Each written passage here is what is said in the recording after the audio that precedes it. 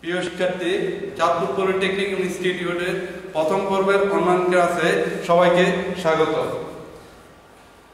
আমি Mohammad Mustafizur Rahman, instructor computer, Chandpur polytechnic institute, Kachua, Chandpur.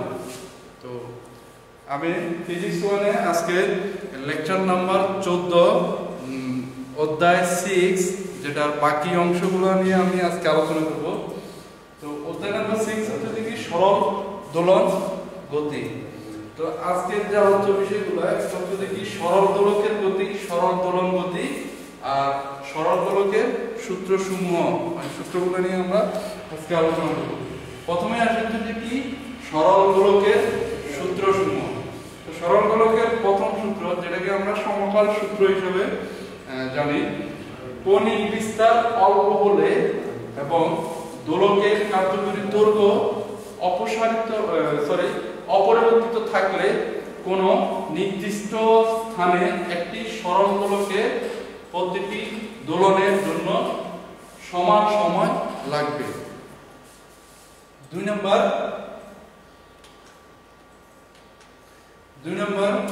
সূত্রটা হচ্ছে কি দৈর্ঘ্যের সূত্র। কৌণিক বিস্তার অল্প হলে কোন নির্দিষ্ট স্থানে সরল দোলকের দোলনকাল এর কার্যকরী দৈর্ঘ্যের বর্গমূলের সমানুপাতিক। সরল দোলকের তৃতীয় সূত্র বা হচ্ছে যে কি ত্বরণের সূত্র হিসেবে আমরা জানি, কৌণিক বিস্তার অল্প হলে এবং দোলকের কার্যকরী দৈর্ঘ্য অপরিবর্তিত থাকলে এর দোলনকাল অভিকর্ষ ত্বরণের বর্গমূলের ব্যস্তানুপাতিক।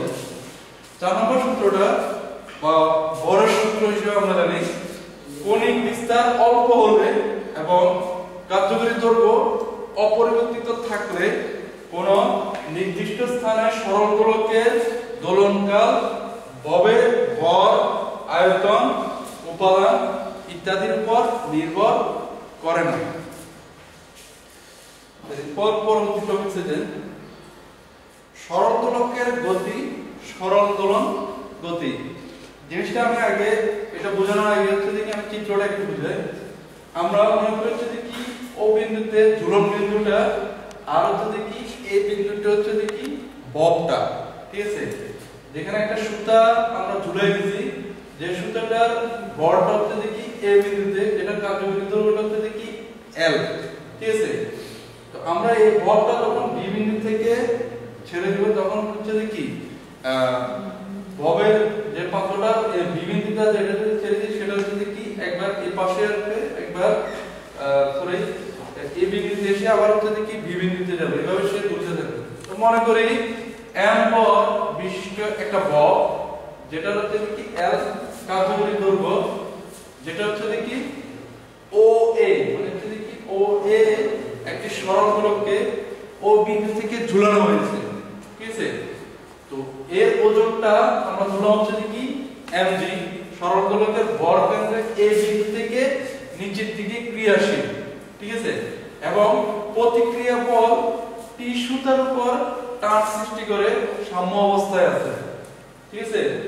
তো এখন দোলকটিকে আমরা দুলিয়ে দিলে দোলনের কোন এক সময় সাম্য অবস্থান থেকে থিটা কোণে বি অবস্থানে আসে। মানে দোলকটাকে আমরা যখন ঝুলিয়ে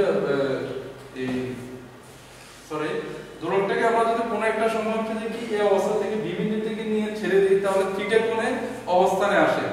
এখন বি বিন্দুতে এর ওজনটা হবে হচ্ছে কি mg কে দুটি লম্ব অংশে বিভক্ত করা যায়। একটা হচ্ছে কি mg cos থিটা আর একটা হচ্ছে কি mg sin theta. mg cos theta যা সুতার টান সৃষ্টি করে সমতায় থাকবে, আর অপরটা mg sin থিটা যা দোলকটিকে পূর্বের অবস্থায় ফিরিয়ে আনবার জন্য বল প্রয়োগ করবে, ঠিক আছে? তো তাহলে আমরা এটা প্রত্যয় বল হিসেবে আমরা ধরতে পারি হচ্ছে কি F m - mg sin theta. আমরা এখানে একটু লিখে রাখি, সেটা হচ্ছে কি আমরা জানি কি F সমান হচ্ছে কি ma। F হচ্ছে বল, m হচ্ছে কি ওজনটা বা ভরটা, আর এটা হচ্ছে কি ত্বরণটা। তো এখানে আমরা প্রত্যয় নির্ভর F - mg sin থিটা যেটাকে আমরা এক নং সমীকরণ হিসেবে প্রকাশ করব। যেহেতু বলটা বিপরীতমুখী, ঠিক আছে, তাই এটা ঋণাত্মক চিহ্ন ব্যবহার করা হয়েছে। যখন এটা বিপরীত দিকে ক্রিয়া করবে সেজন্য হচ্ছে যে কি এটার ওজনটা হচ্ছে যে কি মাইনাস চিহ্ন দ্বারা প্রকাশ করা হয়েছে। এজন্য পত্র নিবলের জন্য আমরা ত্বরণ হিসেবে আলফা ব্যবহার করছি। তো তাহলে আমরা লিখতে পারি f যদি mn হয় তাহলে আমরা এটা সমান সমান হচ্ছে যে কি মাইনাস mg sin থিটা। তো আমরা উভয় পাশে nটাকে কেটে দিলে তাহলে হচ্ছে যে কি আমরা এইটাকে যখন ত্বরণ ধরলাম তাহলে এইটা সমান সমান আমরা আলফা হিসেবে প্রকাশ করলাম। আলফা সমান সমান হচ্ছে যে কি মাইনাস g sin থিটা। তো এখানে থিটার মানটা কম হওয়ার কারণে অর্থাৎ থিটার মানটা হচ্ছে যে কি 4 ডিগ্রি কম বা হচ্ছে যে কি সমান হবে থিটাটা হচ্ছে যে কি রেডিয়ান করে পরিমাপ করা যায়। তো আমরা তো sin থিটা সমান সমান আমরা লিখতে পারি হচ্ছে যে কি থিটা লেখা যায়। তো এখানে রেডিয়ান কোণ থিটা সমান সমান হচ্ছে যে কি রেডিয়ান কোণটাকে আমরা প্রকাশ করতে পারি হচ্ছে যে কি থিটা c দ্বারা। আমরা এরপরে দেখতে পারি যেমন এখানে আলফা সমান সমান কি আসছে মাইনাস g, তাহলে আমরা sin থিটার মানটা বসাবো হচ্ছে যে কি আলফা সমান সমান হচ্ছে যে কি মাইনাস g আর এখানে কি আসবে থিটা c রেডিয়ান কোণ। তো আমরা সেটা পরবর্তী স্লাইডে দেখি।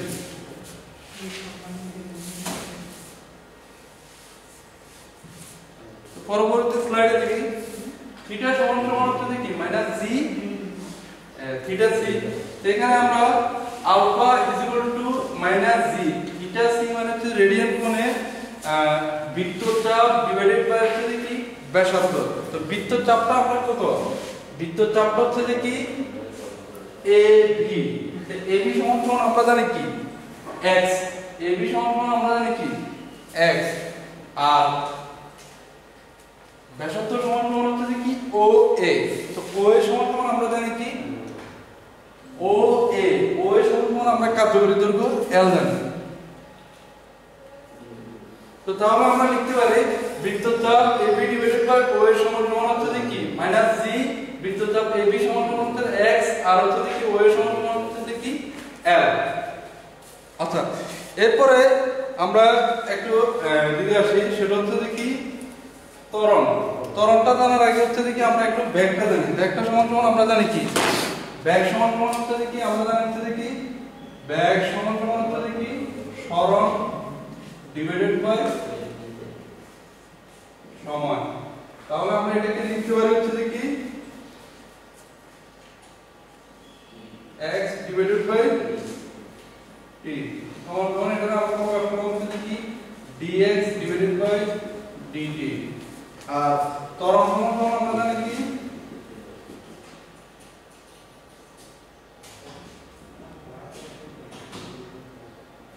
ব্যাগ বাই সময়। তাহলে এটা লিখতে পারি যে v by t dv by dt।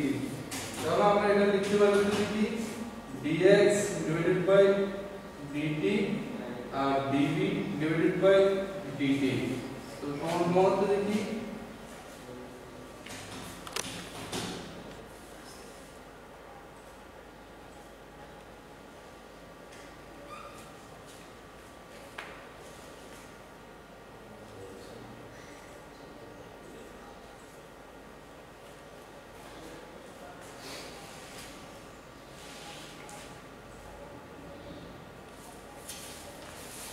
আমরা দেখি যে কি ব্যাগ সমান সমান হচ্ছে আমরা জানি কি সরণ বাই সময় সরণ সমান সমান x বাই t। এটাকে আমরা লিখতে পারি dx ডিভাইডেড বাই t। আর একইভাবে ত্বরণ সমান সমান আমরা জানি কি ব্যাগ বাই সময়। তো ব্যাগ সমান সমান হচ্ছে b, সময় বাই হচ্ছে কি t। এটাকে আমরা এভাবে লিখতে পারি। তো এটা সমান সমান হচ্ছে আমরা প্রকাশ করতে পারি যে ডিফারেন্সিয়েশন দিয়ে d square x divided by হচ্ছে কি dt। তো তাহলে আমরা এখানে ত্বরণটা সমান সমান হচ্ছে আমরা লিখতে পারি d square x divided by হচ্ছে কি dt square minus g x divided by l। তো এটাকে আমরা যদি বাম পাশে নিয়ে যাই তাহলে এটা প্লাস হবে 0। তো তাহলে আমরা বলতে পারি এটা হচ্ছে 2 নং সমীকরণ হিসেবে প্রকাশ করতে পারি। তো তাহলে আমরা বলতে পারি এটি একটি সরলতল গতির সমান। কারণ হচ্ছে যে সমীকরণ, কারণ হচ্ছে 2 নং সমীকরণটি সরলতল গতি d square x divided by dt square plus omega square is equal to x সমীকরণটি অনুরূপ। তাহলে আমরা বলতে পারি সরল দোলকের গতি সরল দোলন গতি। তো এটাকে আরেকটু আমরা লিখি, সেটা হচ্ছে যে কি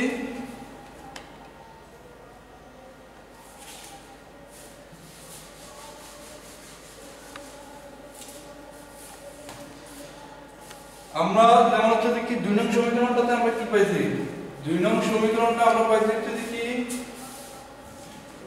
d square divided by dt square plus g divided by l x is equal to 0।